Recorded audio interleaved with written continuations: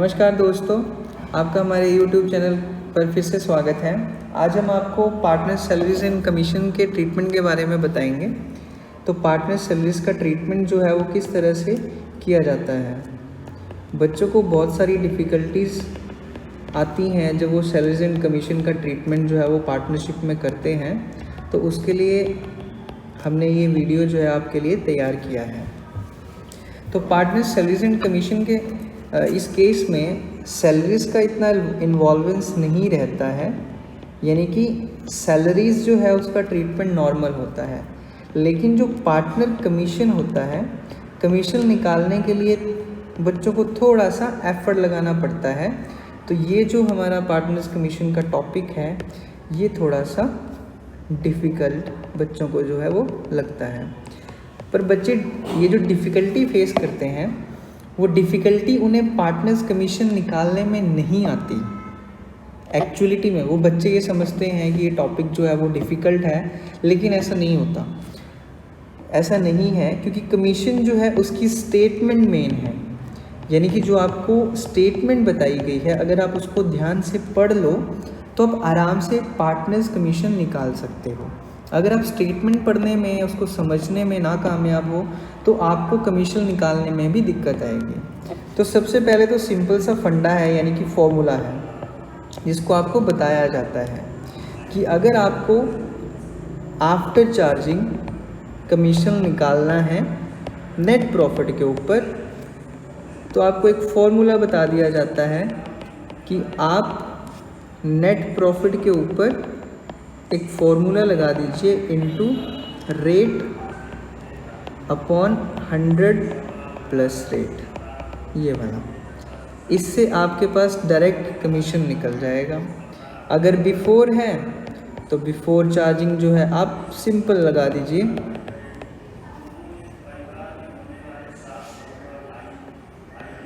तो बिफोर है तो उसमें आप सिंपल फॉर्मूला लगा दीजिए। वो कौन सा है? नेट प्रॉफिट के ऊपर रेट, यानी कि जैसे रेट है 10% फॉर एग्जांपल, तो 10 अपॉन 100, या इसकी जगह मैं लिखूं रेट अपॉन 100। तो ये है आपका फॉर्मूला। तो बच्चे को फॉर्मूला सीधा सीधा बता दिया जाता है, पर फॉर्मूला बताने के साथ साथ उसको ये नहीं बताया जाता कि ये नेट प्रॉफिट उसको कैसे निकालना है। ये नेट प्रॉफिट, तो इसी नेट प्रॉफिट को निकालने के लिए स्टेटमेंट दी गई होती है। तो वो स्टेटमेंट किस तरह से दी गई होती है, वो हम आपको इस केस में जो है, इस वीडियो में जो है वो बताएंगे। तो बिफोर वाले से पहले हम डायरेक्ट आफ्टर वाला ही शुरू करते हैं, क्योंकि अगर हमें आफ्टर वाला समझ आ गया तो बिफोर वाला जो है वो हमारे को ऑटोमेटिकली समझ आ जाएगा। तो आफ्टर चार्जिंग कमीशन का केस लेते हैं एक, तो उसको इस छोटे से एग्जाम्पल के ज़रिए समझने की कोशिश करते हैं। ठीक है, तो राम जो है उसने, राम एंड श्याम जो है वो पार्टनर्स हैं, दोनों आर पार्टनर्स। कैपिटल की बात नहीं करेंगे हम, इंटरेस्ट ऑन कैपिटल वगैरह की, हम सिंपली बात करेंगे, ना ही इंटरेस्ट ऑन कैपिटल ना ही कैपिटल की। सिर्फ इस एग्जाम्पल से रिलेटेड जो मेन चीज़ें हमें चाहिए, हम उसी को लिख लेते हैं। तो लेट्स से कि राम को जो है वो 10,000 पर मंथ सैलरी दी जा रही है, और शाम को जो है वो 12,000 पर मंथ सैलरी दी जा रही है। उसके बाद आपको कमीशन बताया हुआ है। कमीशन की उन्होंने परसेंटेज बताई है। Commission is to be charged, या चार्ज कह लीजिए, या कह लीजिए calculated, is to be calculated, कि आपको कमीशन कैलकुलेट करना है on net profit after charging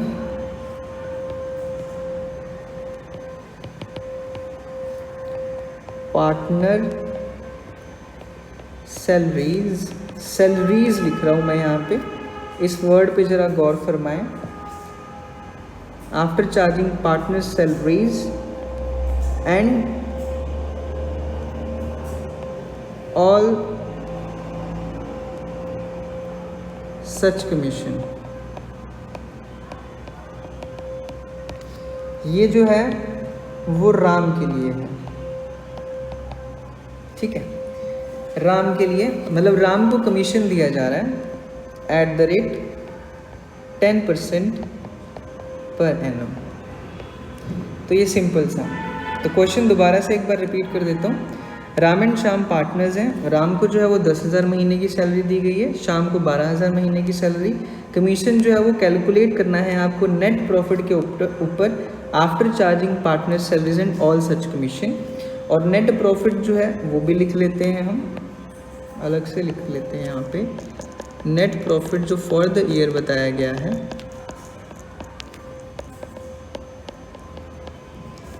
net profit for the year, तो ये हम ले लेते हैं जी 5 लाख रुपए। तो 5 लाख रुपीज़ का नेट प्रॉफिट है, ठीक है। तो आपको सिर्फ कैलकुलेट करना है कमीशन। तो बच्चों को ये होता है कि नेट प्रॉफिट, तो नेट प्रॉफिट के ऊपर डायरेक्ट फॉर्मूला लगा देंगे तो उससे भी हमारा आंसर आ जाएगा। पर इस 5 लाख के ऊपर नहीं लगा सकते हम डायरेक्ट फॉर्मूला। यही स्टेटमेंट जो है आपको वो बता रही है कि राम का कमीशन हमें निकालना है, is to be calculated. Is to be calculated की जगह वो कुछ और वर्डिंग भी यूज़ कर सकता है नेट प्रॉफिट, सिर्फ ये बताने के लिए कि कौन से नेट प्रॉफिट के ऊपर जो है आपको वो परसेंटेज लगानी है।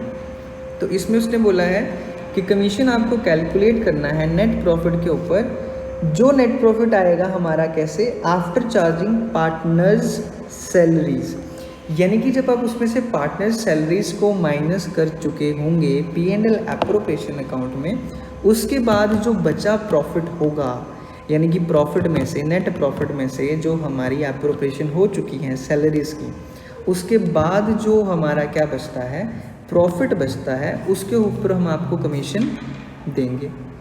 अब कमीशन निकालने के लिए सबसे पहले तो हमें ये निकालना पड़ेगा कि ये पार्टनर सैलरीज के बाद हमारा कौन सा प्रॉफिट जो है वो आता है।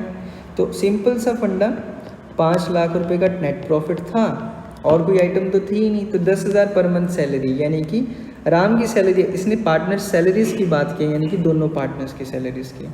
तो राम की जो सैलरी है वो 10,000 पर मंथ है, जिसका मतलब हो गया कि पूरे साल की 1,20,000 रुपये। और जो श्याम की है वो 12,000 पर मंथ है, जिसका मतलब हो गया पूरे साल की 1,44,000, 1,44,000। 12 × 10 1, 12 2 24 1, हाँ ठीक है, 1,44,000। उसके बाद हमारा नेट प्रॉफिट आ जाता है। तो नेट प्रॉफिट आ गया हमारा 3 लाख रुपए, और 3 लाख माइनस 44 और ये 20 हो गए 64, तो 2,36,000 रुपये का हमारा प्रॉफिट आ गया। तो ये 2,36,000 रुपये का हमारा प्रॉफिट बचा। ये 2,36,000 के ऊपर सिंपल अगर फॉर्मूला आता है आपको, तो 2,36,000 के ऊपर 10/110 करके हम कैलकुलेट कर लेंगे इसको, तो हमारे पास कमीशन आ जाएगा। लेकिन हम इसको दूसरी तरह से भी कैलकुलेट कर सकते हैं, क्योंकि ये फॉर्मूला बाद में बना है, इक्वेशन पहले बनी है, तो इसको दूसरे तरीके से भी किया जा सकता है। वो कैसे, इसको हम एक्सलेट कर सकते हैं। फॉर एग्जांपल, अगर आपको ये जो नेट प्रॉफिट है उसने बोला है all such commission, all such commission का मतलब इसमें ये जो फॉर्मूला है इसमें आपको इस स्टेटमेंट की कोई रेलेवेंस समझ नहीं आती कि ये आफ्टर ऑल सच कमीशन क्यों लिखा हुआ है, क्योंकि इसका कहने का मतलब ये है कि सैलरी माइनस करने के बाद, सारे कमीशन माइनस करने के बाद जो प्रॉफिट बचेगा उसके ऊपर परसेंटेज लगेगी। उसके ऊपर क्या लगेगी, परसेंटेज लगेगी। यानी कि जैसे हमने ये सैलरीज माइनस की, वैसे ही हम इस कमीशन को भी माइनस करते हैं। पर ये कमीशन जो है वो निकालेंगे कैसे, वो तो निकलेगा नेट प्रॉफिट के ऊपर, और नेट प्रॉफिट कैसे निकलेगा, इस कमीशन को माइनस करके। तो हम फंस गए असमंजस में, यानी कि हम फंस गए डिलेमा में। तो हमें क्या करना है इसके लिए, हमारे पास आप देखें तो 2,36,000 रुपये आ चुके हैं। ये कौन से वाला प्रॉफिट है, सैलरीज माइनस करने के बाद का प्रॉफिट। अभी जो सैलरीज माइनस करने के बाद का प्रॉफिट है, इसमें से हमें क्या करनी है, माइनस कमीशन। तो जो हम कमीशन माइनस करेंगे इसमें से, उसके बाद हमारा जो बचेगा, क्या बचेगा, प्रॉफिट बचेगा, यानी कि जो नेट प्रॉफिट आएगा इसके ऊपर लगेगी वो परसेंटेज, 10% वाली, इसके ऊपर लगेगी परसेंटेज। पर ये तो हमें तभी पता चलेगा जब इस कमीशन का पता चलेगा। लेकिन ये कमीशन तो तभी पता चलेगी जब ये प्रॉफिट पता चलेगा। अब फंस गए कि क्या करें। तो परसेंटेज तो है, तो हम क्या करते हैं, नेट प्रॉफिट को x लेट कर लेते हैं। अगर हमने नेट प्रॉफिट को x लेट कर लिया तो इसका कितना परसेंट कमीशन देना है, 10%। तो x का अगर आप 10% निकालो तो कितना आ जाता है, .x। ठीक है, तो .x आ गया हमारा, ये .x आ गया कमीशन। सैलरीज तो हमारे पास, सैलरीज माइनस करने के बाद हमारे पास जो प्रॉफिट था वो तो दे ही रखा था 2,36,000 रुपये। अब ये माइनस .x जो है वो उधर जाके किसका हो जाएगा, प्लस का हो जाएगा। तो 2,36,000 रुपये जो इक्वेशन बन जाएगी 1.1x की, उधर जाके प्लस का हो गया .x तो 1.1x। तो यहाँ से हमारे पास x की वैल्यू निकल जाएगी 2,36,000 डिवाइडेड बाय 1.1, यानी कि 2,36,000 डिवाइडेड बाय 11 इंटू 10।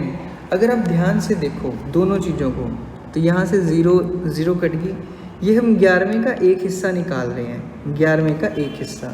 और यहाँ पे भी हम सेम, अगर आप देखो तो 11वें के 10 हिस्से निकाल रहे हैं। इसका मतलब 10 हिस्से क्या हैं, वो नेट प्रॉफिट है, और वो जो एक हिस्सा क्या है 2,36,000 का, वो एक हिस्सा जो है वो प्रपोर्शन है कमीशन का जो हमने देना है। तो यहाँ पे हम 10 हिस्से निकाल रहे हैं, तो एक हिस्सा अगर मैं यहाँ पे, अगर मैं ये x कमीशन को लेट कर लेता तो मेरा डायरेक्ट आ जाता कमीशन। अगर आप कमीशन को x लेट कर लेते तो डायरेक्ट आपका कमीशन निकल जाता। तब भी आपकी इक्वेशन यही बननी थी 1/11 वाली। पर उसमें क्या होता है, कैलकुलेशन थोड़ी डिफ़िकल्ट हो जाती है, क्योंकि आप इसको x लेट करोगे तो फिर आपको जो है नेट प्रॉफिट को उसके हिसाब से लेट करना पड़ेगा, क्योंकि x जो है वो 10% है, तो नेट प्रॉफिट फिर जो है आपका वो 100x हो जाएगा, तो उसके हिसाब से निकलेगा। तो अब जब हम इस इक्वेशन को सॉल्व करेंगे, यानी कि इस इक्वेशन को सॉल्व करने के बाद जो हमारे पास आंसर आएगा वो आंसर हमारे पास आ जाएगा नेट प्रॉफिट का। तो नेट प्रॉफिट में जब हम इस वैल्यू को पुट करेंगे, जो नेट प्रॉफिट हमारे पास यहाँ पे वैल्यू आएगी, जब हम उसको पुट करेंगे तो पुट करने के बाद नेट प्रॉफिट जो है हमारा निकल गया, तो कमीशन ऑटोमेटिकली निकल जाएगा। तो चाहे आप उस नेट प्रॉफिट के ऊपर फिर परसेंटेज लगाओ या इस इक्वेशन में पुट कर दो, इस इक्वेशन में पुट कर दो आप उसको वैल्यू को, तो आपके पास डायरेक्ट कमीशन आ जाएगा। तो इस तरह से जो है ये फॉर्मूला बनता है आपका, जो आपको बताया जाता है टीचर्स के द्वारा। ये वाला फॉर्मूला, सॉरी ये वाला आफ्टर चार्जिंग वाला, ये वाला फॉर्मूला। और बिफोर चार्जिंग तो सिंपल है। देखो मेन है स्टेटमेंट, कि आप स्टेटमेंट जो है वो किस तरीके से पढ़ते हो। इस स्टेटमेंट को मैं बदल भी सकता हूँ। इस स्टेटमेंट में पार्टनर सैलरीज की बजाय ये भी लिख सकता हूँ कि इंटरेस्ट ऑन कैपिटल चार्ज करने के बाद के प्रॉफिट के ऊपर लगाओ। या इस स्टेटमेंट में मैं ये भी एडिशन कर सकता हूँ कि नेट प्रॉफिट में आप सैलरीज तो माइनस करके निकाल लो, बट इंटरेस्ट ऑन कैपिटल को ना माइनस करो। तो स्टेटमेंट तो किसी भी तरीके से बदली जा सकती है। अगर आप सिर्फ फॉर्मूले पे रहोगे तो आप हमेशा प्रॉब्लम में फंस जाओगे, लेकिन आप अगर स्टेटमेंट में रहोगे तो आपको कोई भी जो स्टेटमेंट है वो चाहे किसी भी तरह से घुमा के आपके पास आ जाए, आपको कभी भी उसमें कोई डाउट नहीं आएगा। तो दोस्तों हमारी इस वीडियो में इतना ही। ऐसी बहुत सारी वीडियोस देखने के लिए हमारे YouTube चैनल को सब्सक्राइब करें, और अगर आपको कोई भी डाउट है तो डाउट आप कोई भी जो है अपने कमेंट सेक्शन में पूछ सकते हैं, और आने वाली वीडियोस के लिए हमारे YouTube के बेल आइकन को ज़रूर प्रेस करें। Thank you.